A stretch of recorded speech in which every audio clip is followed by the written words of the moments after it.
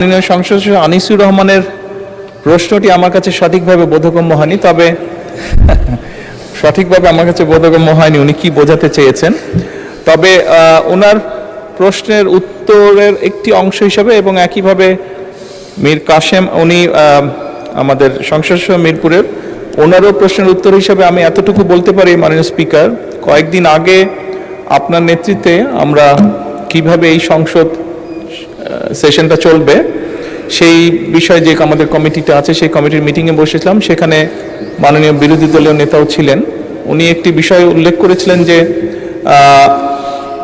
কিছু কিছু ক্ষেত্রে সরকারের পক্ষ থেকে কিছু কিছু সহযোগিতা যেগুলো বিরোধী দলীয় নেতারা হয়তো পাননি তখনও, যেটি ঈদের আগে সরকারের পক্ষ থেকে দেওয়া হয়েছিল, অনেক সংসদ পেয়েছেন, অনেকে পাননি, ওনাদের হয়তো কেউ কেউ পাননি। আমি ওখান থেকে বেরিয়ে এসে, এবং এটি এলজিইডি মন্ত্রণালয় থেকে করা হয়েছিল, আমি বেরিয়ে এসে এলজিইডি মন্ত্রী সাহেব এবং প্রতিমন্ত্রী উভয়কেই সাথে সাথে নির্দেশনা দিয়েছিলাম যে যদি বিরোধী দলীয় সংসদ সদস্য কেউ না পেয়ে থাকেন যাতে দ্রুত সেই ব্যবস্থা নেওয়া হয়।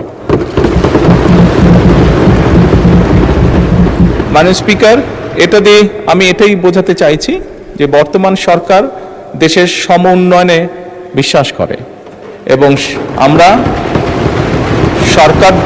সরকার দলীয় সংসদ সদস্যরা যেভাবে এলাকার উন্নয়ন করবেন ঠিক একইভাবে সরকারের সম্পূর্ণ সহযোগিতা থাকবে।